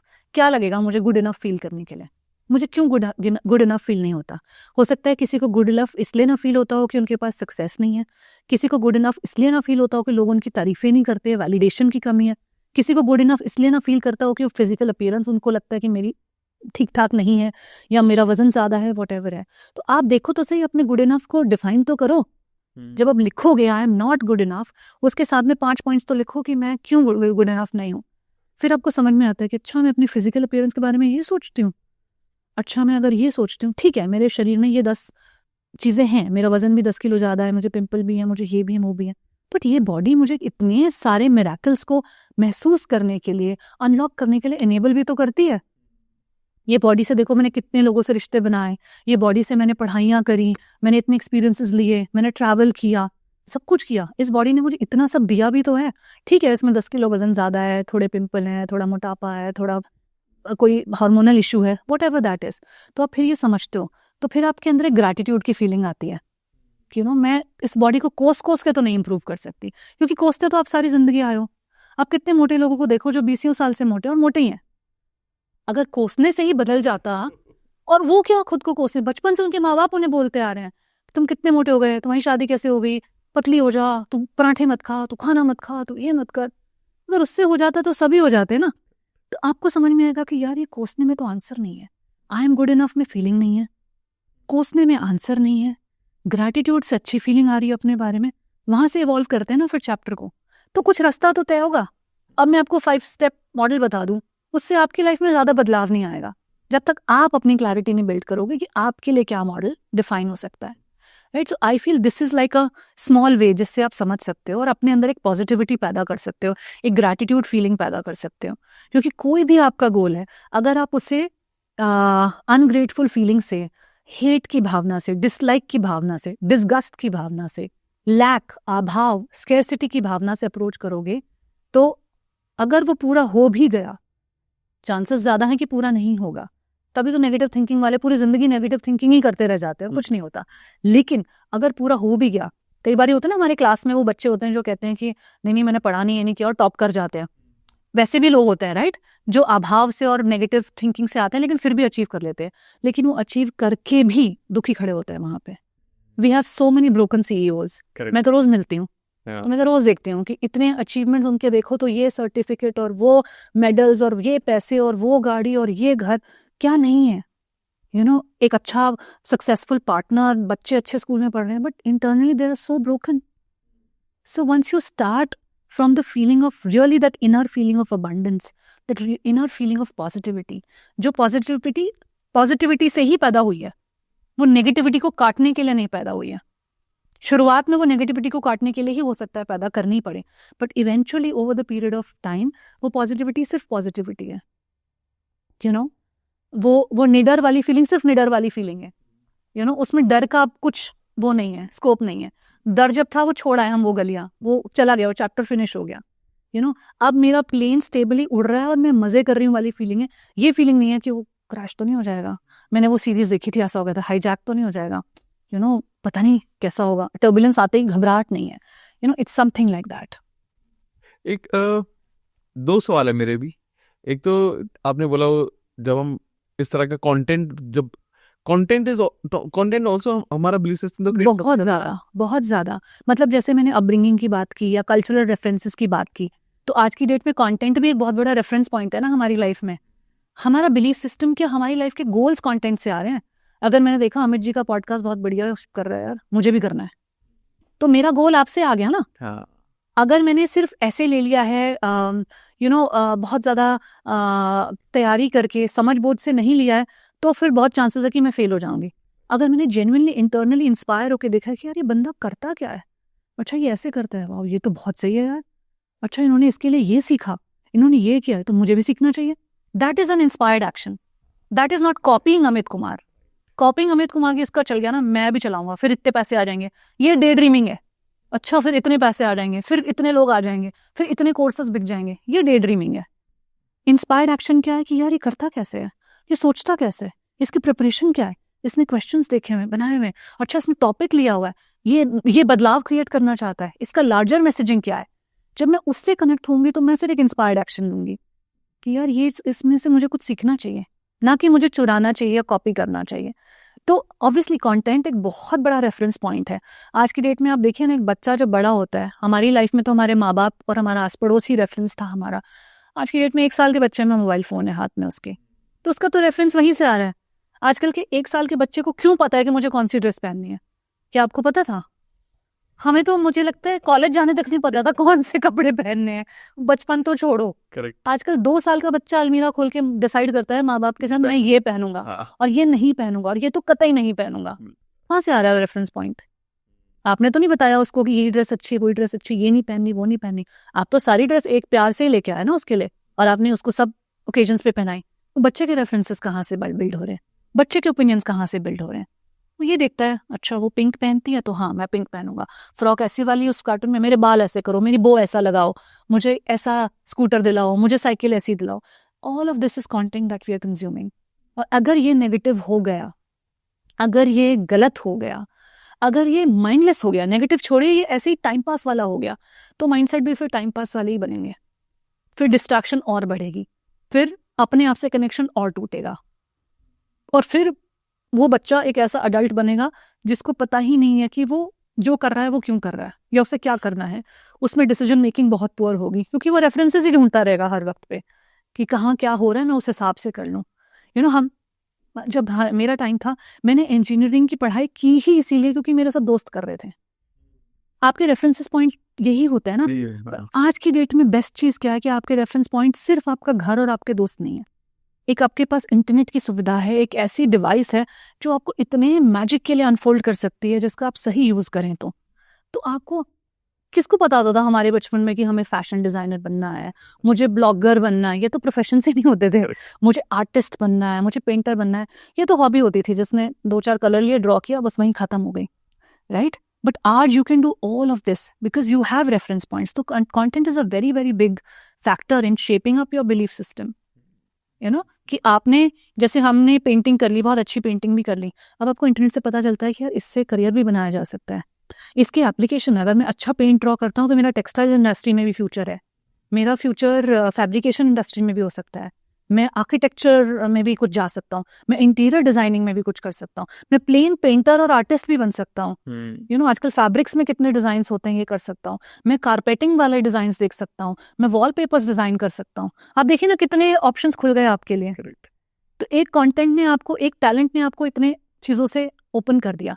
जबकि हमारे जमाने में क्या होता था, अच्छी ड्राइंग बना के क्या होगा, इससे घर थोड़ी चल रहा है। But today you see that drawing talent can take you to so many places. It is just one example. So what kind of content you are consuming, that is very important. Right, absolutely, absolutely.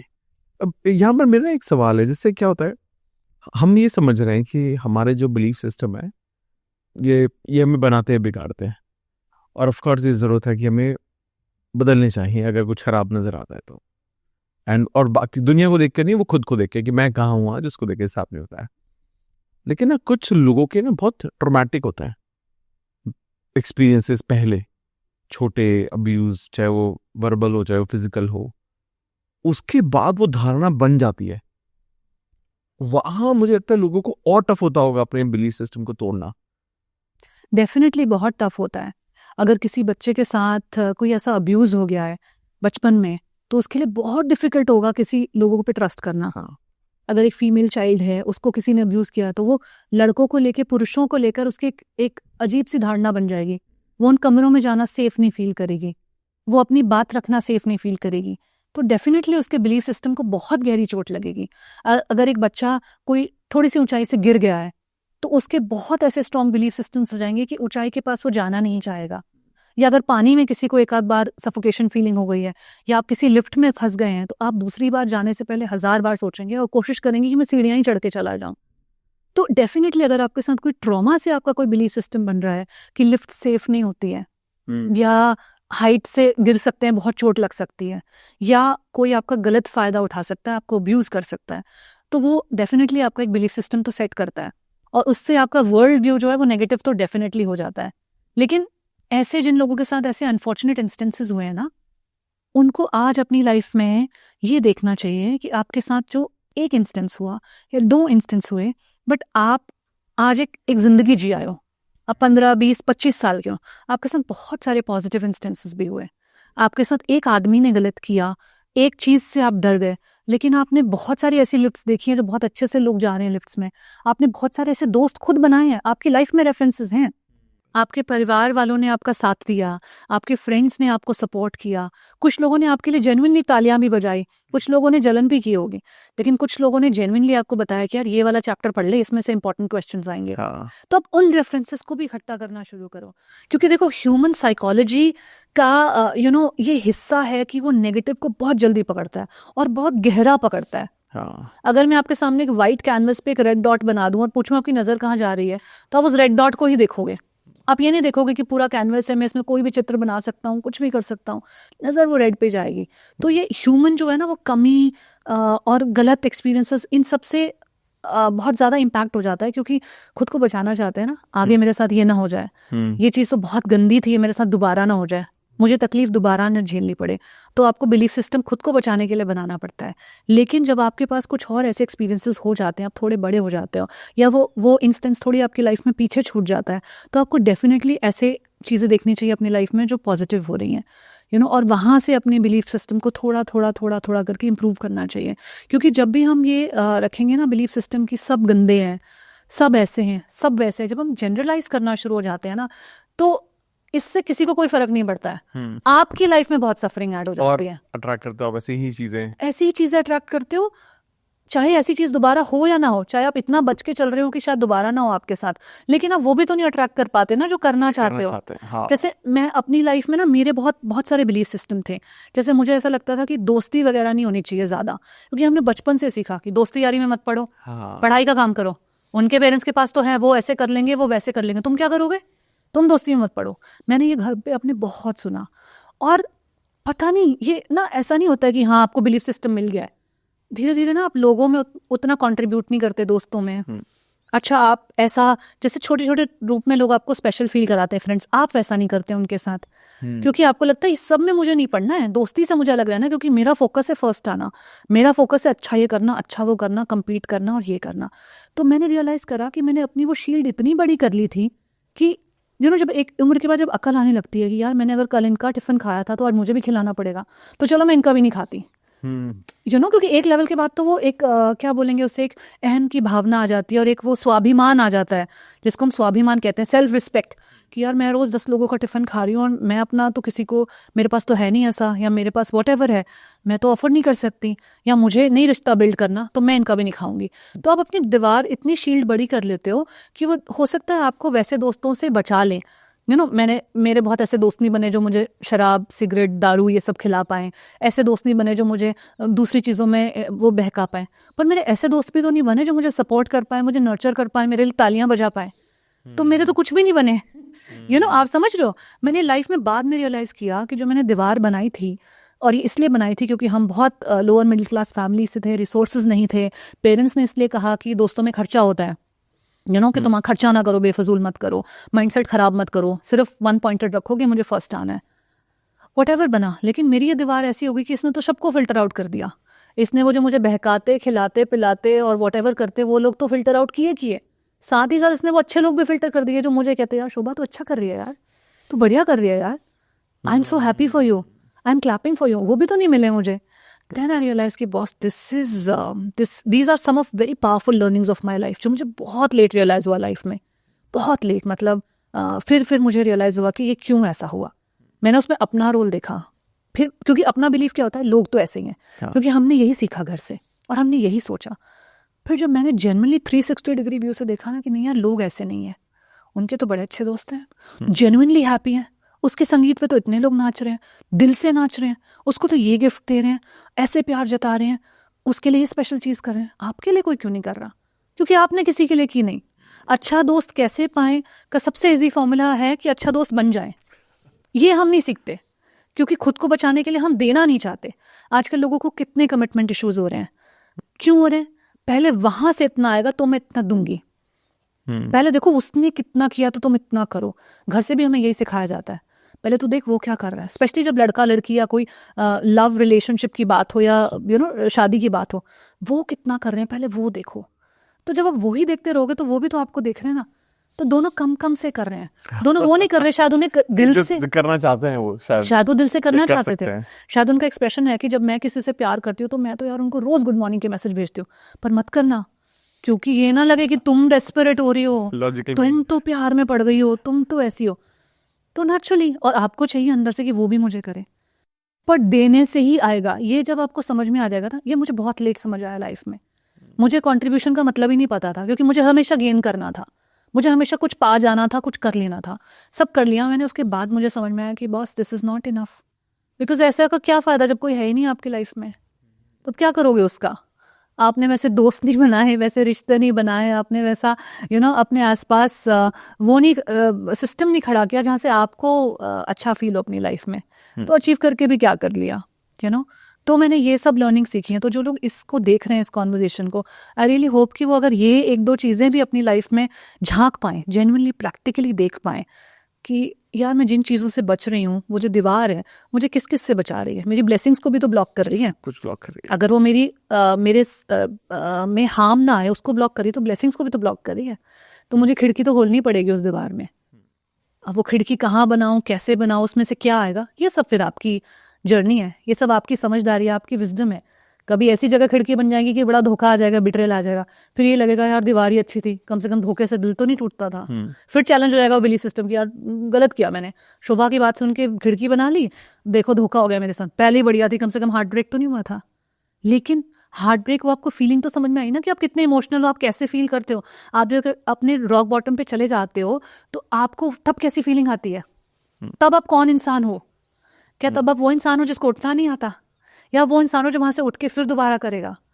तो आप कौन हो? आपको ये भी तो पता चलता है ना। तो उसके भी तो दो पहलू हैं। सो दिस इज व्हाट, अपने अंदर झांकना बहुत जरूरी है। सो वहां से आप अपने बिलीफ सिस्टम को समझ पाते हैं।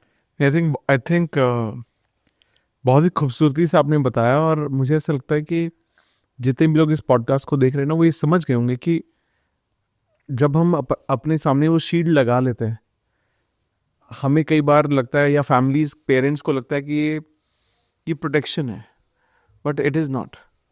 वो तो आप हर चीज़ से आप एक दूरी बना लेते हो। बिल्कुल, जैसे हमने घर बनाया, अब ये हमें धूप छांव से तो बचा रहा है ना, धूप से बचा रहा है, बारिश से बचा रहा है, बट हमें छांव का भी तो एहसास नहीं हो रहा। पेड़ की जो ठंडी छाया होती है वो घर के अंदर थोड़ी मिलती है, वो तो पेड़ के नीचे ही मिलती है ना। तो लेकिन ये तो मेरी बेसिक नीड है कि मुझे घर के ऊपर छत तो चाहिए, क्योंकि बारिश बहुत होती है, सर्दी कितनी पड़ती है। इतनी समझ तो आपको भी लगानी पड़ेगी ना, कब घर बनाना है और कहाँ नहीं बनाना, है ना। ये समझ तो आपको लगानी पड़ेगी ना अपनी लाइफ में कि वो प्रोटेक्ट आपको किस चीज़ से कर रहा है और किस हद तक आपको प्रोटेक्शन चाहिए। पर जेन्युइनली सर्दी में प्रोटेक्शन चाहिए, बारिश में प्रोटेक्शन चाहिए, धूप में प्रोटेक्शन चाहिए, तो छत तो चाहिए। छत की गलती नहीं है, छत होनी चाहिए, लेकिन वो आपके अगेंस्ट कहाँ काम कर रही है? You know, that is what you have to kind of think about your life.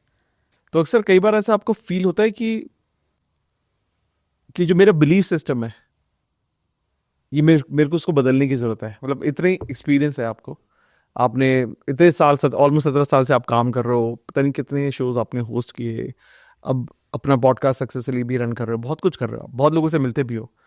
तो आपको ऐसा महसूस होता है कि आपके जो बिलीफ सिस्टम से आज भी ब्रेक हो रहे हैं? एब्सोल्युटली, और होने चाहिए। मैं तो चाहूंगी कि जब तक मेरा आखिरी दिन भी हो ना, तब तक भी कोई ना कोई बिलीफ सिस्टम ब्रेक हो, क्योंकि जैसा मैंने आपसे कहा ना, कुछ बदलना, कुछ एडजस्ट करना, कुछ अडाप्ट करना ही आपके ग्रोथ माइंडसेट की निशानी है। अगर आप फिक्स होके बैठ गए हो ना, तो मतलब लाइफ में ग्रोथ नहीं हो रही है। मतलब आप अपने आप को और एक्सपीरियंसेस में उतार चढ़ाव नहीं रहे हो, तो आप लाइफ को टच नहीं कर पा रहे हो, लाइफ के एसेंस को महसूस नहीं कर पा रहे हो। क्योंकि लाइफ का तो ये नेचर ही है कि एक ही सिचुएशन में आपको बहुत सारे रंग दिखाएगी। जैसे पैसे की अगर बात करें, तो पैसा आपको कंफर्ट भी देगा और आपकी नींद चैन भी छीन लेगा। आप रंग देखिए ना, कितने दोनों ऑपोजिट है। पैसा आपको सिक्योरिटी भी देगा और आपकी बैंड बजा के रख देगा। आप देखो ना, बिल्कुल सिक्के के डायमेट्रिकल ऑपोजिट पहलूज हैं, एकदम उल्टी चीजें हैं, और दोनों बातें ट्रू हैं। तो इसमें पैसे का क्या है? It is all about mindset. किसके हाथ में है, वो क्या कर रहा है, उस पर डिपेंड करता है ना। पैसे की गलती थोड़ी है, वो तो सिक्योरिटी भी दे रहा है, वो तो आपको बेचैनी भी दे रहा है। तो आप क्या ले पा रहे हो उससे, ये तो आपके ऊपर है। और ये हर वक्त अलग अलग होगा। आज आपको लाइफ में कुछ एक तरीके से दिखाई देगा पैसा, 2 साल बाद आपकी सिचुएशन, परिस्थिति, हाल कुछ और होंगे, कुछ अलग तरीके से दिखाई देगा। हो सकता है 4 साल बाद में किसी और कंट्री में हूँ, आज मुझे लगता है मैं बहुत अबंडेंट हूँ, वहाँ पे फिर मुझे ऐसा लगने लगे कि नहीं यार, अभी तो ये तो भाई डॉलर का प्राइस तो 90 रुपये पहुँच गया है, अब कैसे होगा गुजारा।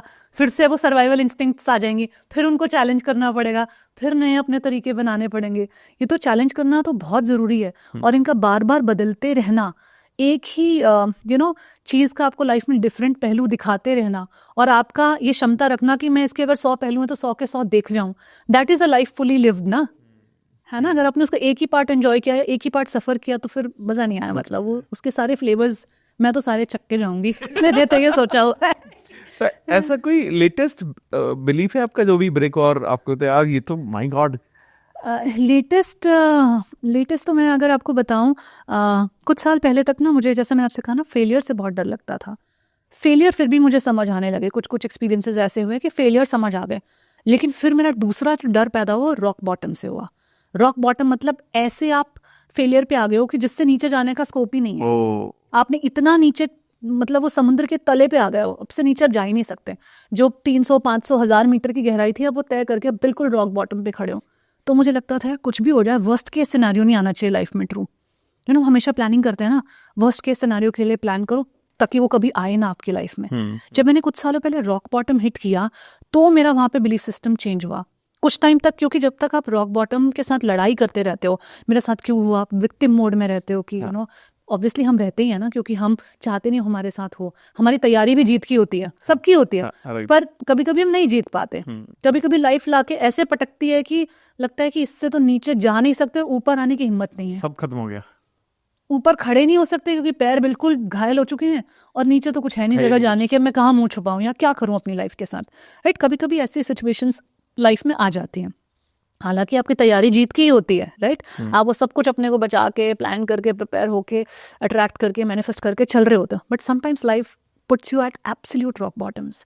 एंड वो टाइम मेरे लाइफ में कुछ साल पहले आया, जब मेरे लाइफ में वो समय आया, कुछ टाइम तक मैं उसी जोन में रही कि ये क्या हो गया, क्यों हो गया, ये कहाँ आ गए हम, what ever, right, that mind set. लेकिन फिर मैंने एक बड़ी ब्यूटिफुल चीज़ डिस्कवर करी। मैंने ये सोचा कि यार इस रॉक बॉटम से मैं नीचे नहीं जा सकती, और इस रॉक बॉटम की खूबसूरती ये है कि अब इससे बुरा कुछ नहीं हो सकता। अब यहाँ से मैंने थोड़ा भी कुछ किया तो मैं ऊपर ही जाने वाली हूँ। मैंने थोड़ा सा भी एफर्ट किया तो मैं ऊपर ही जाऊंगी, चाहे मैं 100 पे ना पहुंच पाऊँ, 1000 पे ना पहुंच पाऊँ, मैं 1 मीटर पे तो पहुंच जाऊंगी ना, मैं 2 मीटर पे तो पहुंच जाऊंगी ना। मतलब ये तो सबसे बड़ी चीज़ है कि अगर आप एब्सोल्यूट डिप्रेशन में हो तो ब्रश करना भी अचीवमेंट है। क्योंकि जब आप डिप्रेशन में होते हो, आप 3-3, 4-4 दिन तक ब्रश नहीं कर पाते हो। आप सोचो ना, ये टास्क भी अचीवमेंट है यार, इसको ऐसे क्यों नहीं देखें। तो मैंने अपना बिलीफ सिस्टम चेंज किया कि बॉस, रॉक बॉटम से तो खूबसूरत कोई जगह ही नहीं है, क्योंकि लाइफ में यही एक ऐसी चीज़ है जो गारंटी के साथ आ रही है। लाइफ में कोई चीज़ गारंटी के साथ नहीं आती, लेकिन रॉक बॉटम गारंटी के साथ आता है कि बॉस इसके नीचे तुम नहीं जा सकते। कोई चीज़ तो गारंटी दे रही है। एक चीज़ गारंटी देती है डेथ, वो तो जब आएगी तब आएगी। दूसरी चीज़ जो गारंटी देती है वो है रॉक बॉटम, कि बस इसके नीचे तुम नहीं जाने वाली है। अब देख, तू यहाँ से थोड़े थोड़े हाथ पैर मारेगी, स्विमिंग सीखेगी, जंपिंग करेगी, किसी के ऊपर चढ़ेगी, कोई सहारा ढूंढेगी, वो देख क्या तेरा टूल होएगा। लेकिन तू कुछ भी करेगी, तू 1 मीटर, 2 मीटर, 5 मीटर, 10 मीटर पे जाएगी, फिर 10 से अगला 10 देखेंगे, उसके बाद अगला 10 देखेंगे। So that is how I completely transform my relationship with rock bottoms. तो अब मेरे कभी रॉक बॉटम्स आते हैं, वैसी फीलिंग आती है कि बहुत ही बुरा हो गया, बहुत ही बुरा हो रहा है, बहुत लंबे टाइम से कुछ सही नहीं हो रहा है, तो I keep going back to that belief कि बहुत कुछ बढ़िया होगा यहाँ से, यू नो। और ये ऊपर से किताबों में से पढ़ के नहीं आया है कि पॉजिटिव सोचो। That is the most stupid way to live life. और जिन लोगों को ये समझ नहीं बन पा रही है, किसी भी कारण की वजह से हो सकता है, तो आपके जैसे कोचेस हैं, है ना, बहुत सारे ऐसे लोग हैं जो अच्छा काम कर रहे हैं, मैं भी ऐसा काम करती हूँ, आप उनके साथ एनरोल होइए। बहुत सारी चीज़ें, इतना कंटेंट आप फ्री में देते हो, मैं फ्री में, मेरा तो सारा प्लेटफॉर्म ही फ्री है, सब कुछ फ्री में देती हूँ, तो वहाँ से सीखिए।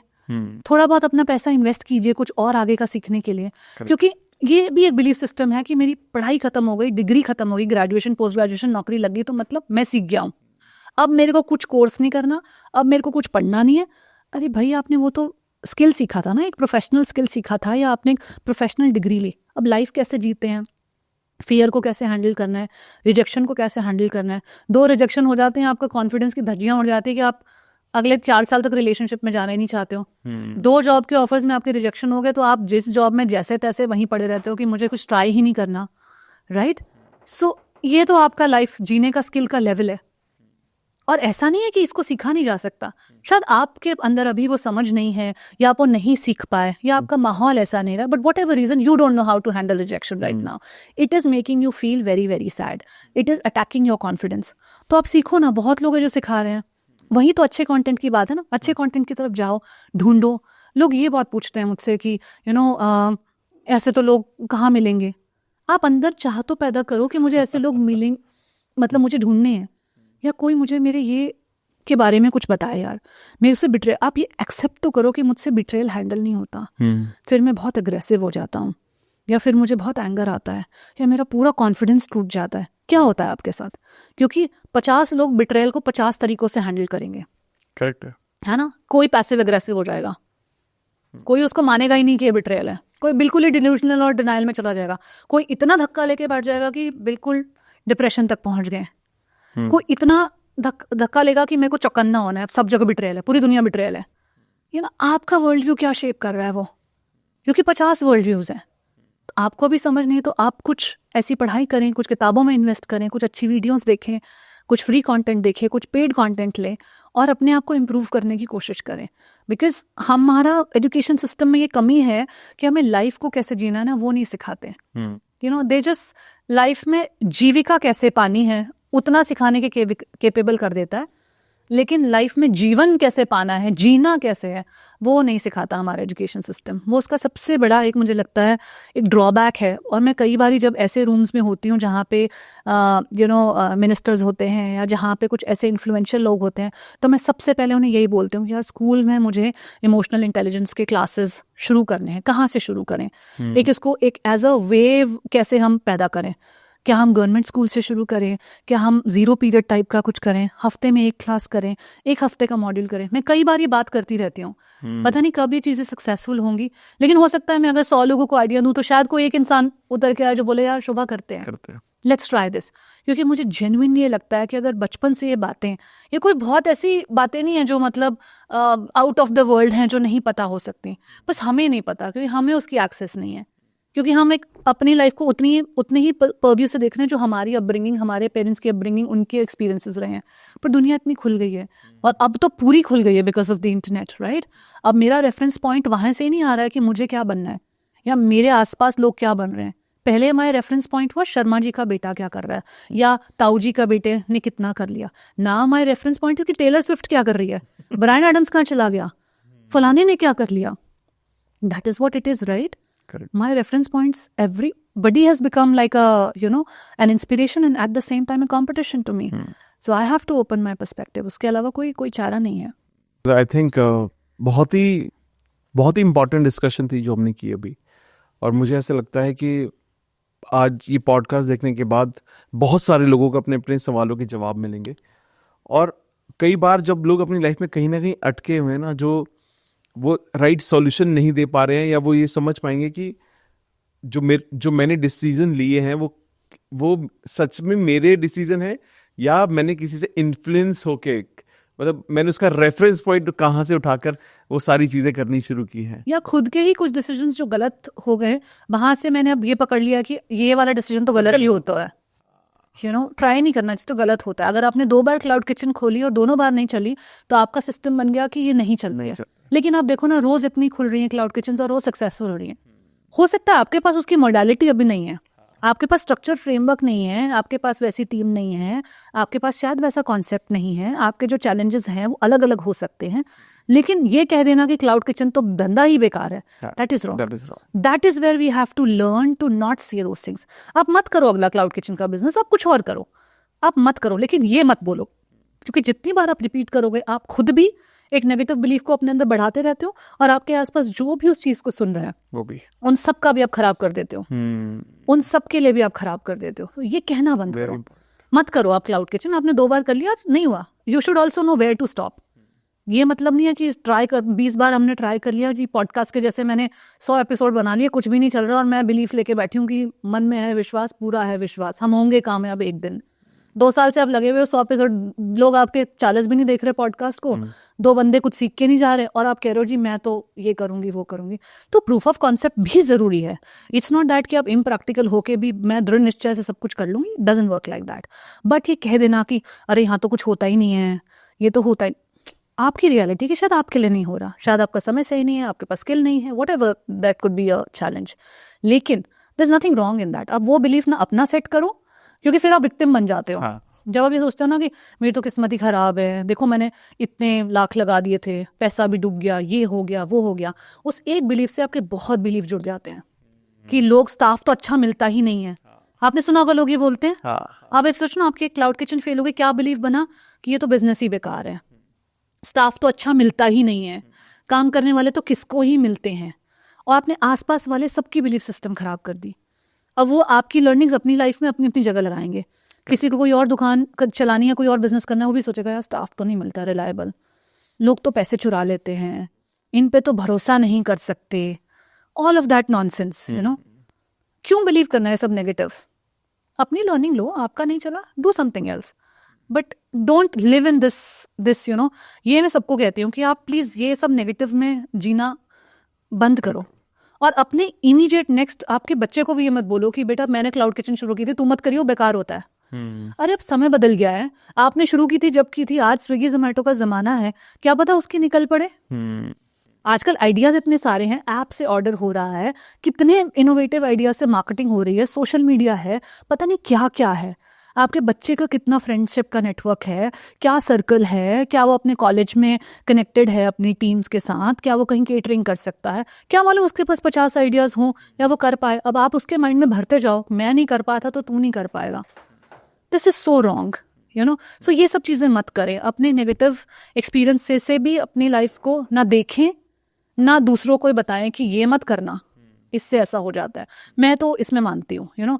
मुझे मालूम है जो लोग ऐसा करते हैं वो इसी इंटेंशन से करते हैं कि यार ये बचा रहे, इसकी लाइफ में ये वो दिन ना देखना पड़े जो मैंने देखा।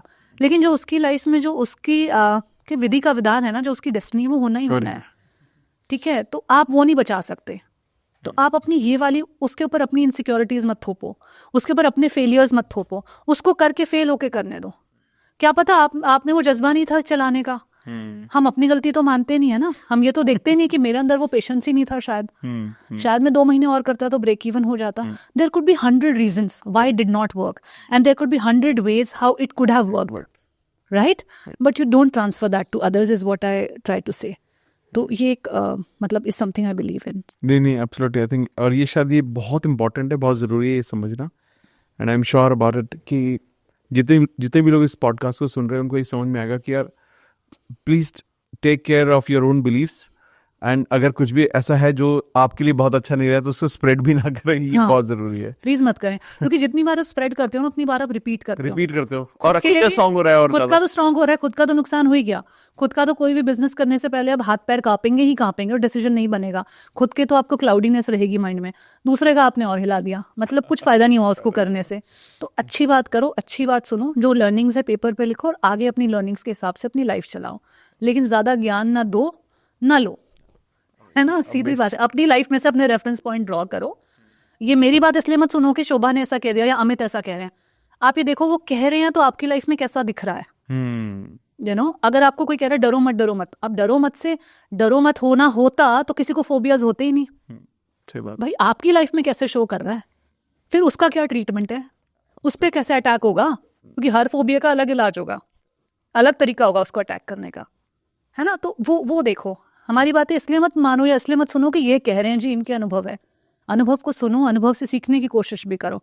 लेकिन आपकी ज़िंदगी की एक इंडिविजुअल प्लान चल रहा है जो एक बहुत बड़ा प्लानर आपके लिए कर रहा है, उसमें भी यू नो भरोसा रखो। और हो सकता है वो बिल्कुल नई जर्नी हो, उसका रेफरेंस पॉइंट किसी के पास नहीं, आज तक किसी की वो जर्नी नहीं रही, है ना। जैसे हम जो बड़े बड़े इन्वेंशंस देखते हैं वो किसी ने थोड़ी पहले किए होते हैं, वो पहली जर्नी थी। तो उसका जो फेलियर होगा वो भी यूनिक होगा, उसका जो सक्सेस का मार्कर होगा वो भी यूनिक होगा। आप हर किसी के सक्सेस के मार्कर से थोड़ी उसको मार्क कर सकते हैं। भाई अगर आप स्टार्टअप्स की बात करें तो ये तो प्रूवन है कि पहले 3 साल सब लॉस में होते हैं। पर आप ये कहो कि धंधा लॉस, लेकिन उन 3 सालों में लोग तो यूनिकॉर्न अपनी वो इन्वेस्टमेंट भी उठा लेते हैं। कैसे हो जाता है वो कैसे हो जाता है? आपकी बुक्स तो नेगेटिव में जा रही हैं या बहुत कम प्रॉफिट आ रहा है, but still people are taking so much investment. इतने वेंचर कैपिटलिस्ट हैं जो पैसा लेके खड़े हैं कि भाई वी बिलीव इन यू, आप बनाओ, एक आइडिया में इन्वेस्ट कर देंगे। तो ये भी तो यूनिक जर्नीज है ना। तो इसको अब कोई ट्रेडिशनल या किसी और की जर्नी के थिंकिंग से ले तो you can't build your businesses, not at all. So कुछ लो और अपनी लाइफ में उसको देखो, कहाँ मेरी लाइफ में कैसे शो अप हो रहा है। Wow. Amazing. I think the entire conversation we had was amazing, and I'm 100% sure that बहुत सारे लोगों की जिंदगी आज इस पॉडकास्ट के बाद उनकी जो path of life will change today. और and I am sure about it कि बहुत सारे लोग तो मुझे यही कमेंट करने वाले हैं कि इसका पार्ट 2 भी जरूर ले आओ। क्योंकि एक्चुअली मुझे ऐसा लगता है, मैंने बहुत सारे सवाल लिखे, लेकिन मुझे ऐसा लग रहा है मैंने बहुत सारी चीज़ें कवर ही नहीं की अभी, क्योंकि ये सच में इतना डीप टॉपिक है, इतना इम्पोर्टेंट और बहुत ज़रूरी है ये।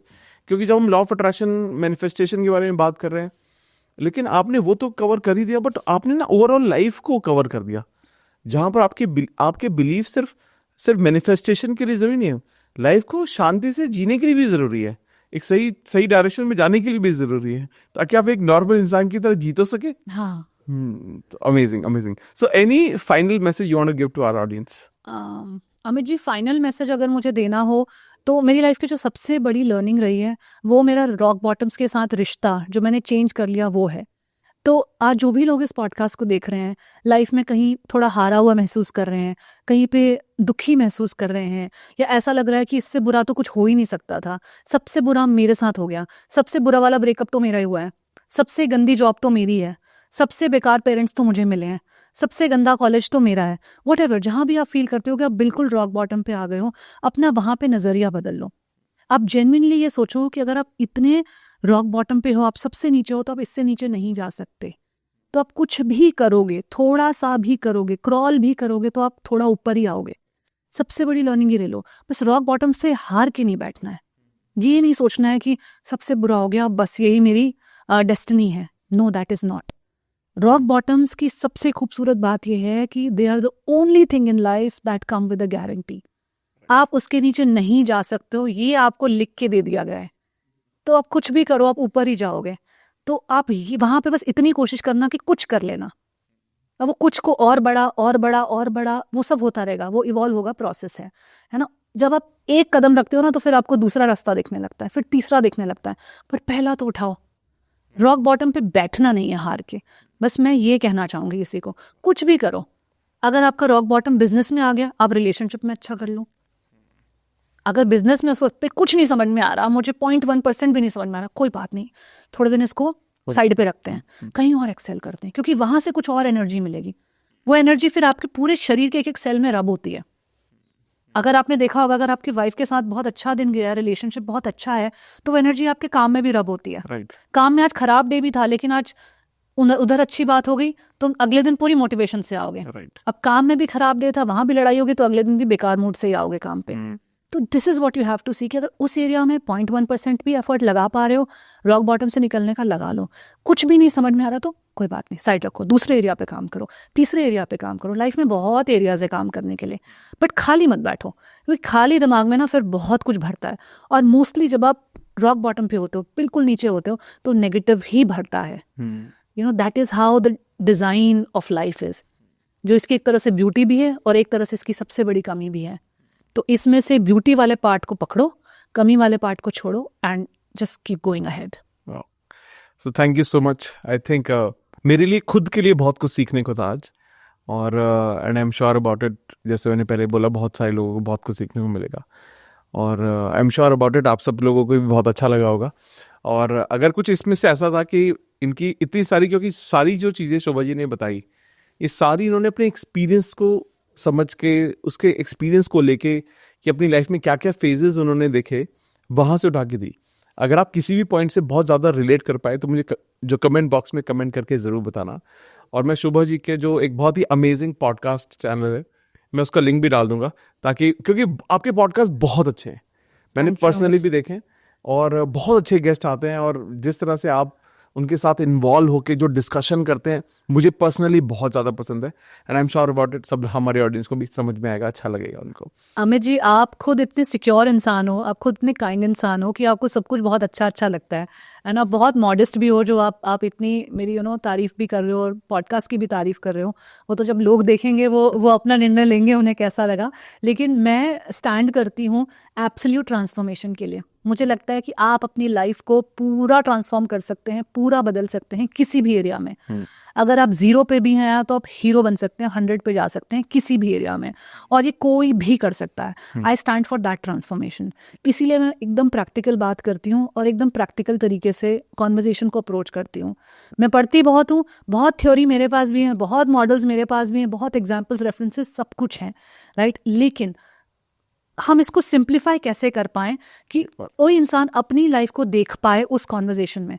अगर आज आपने और मैंने 1 घंटा लगाया या जितना भी टाइम लगाया, तो जो इंसान हमें 1 घंटा दे रहा है, हम तो कर रहे हैं, हमारा काम है या जो भी हमारी मंशा है, राइट।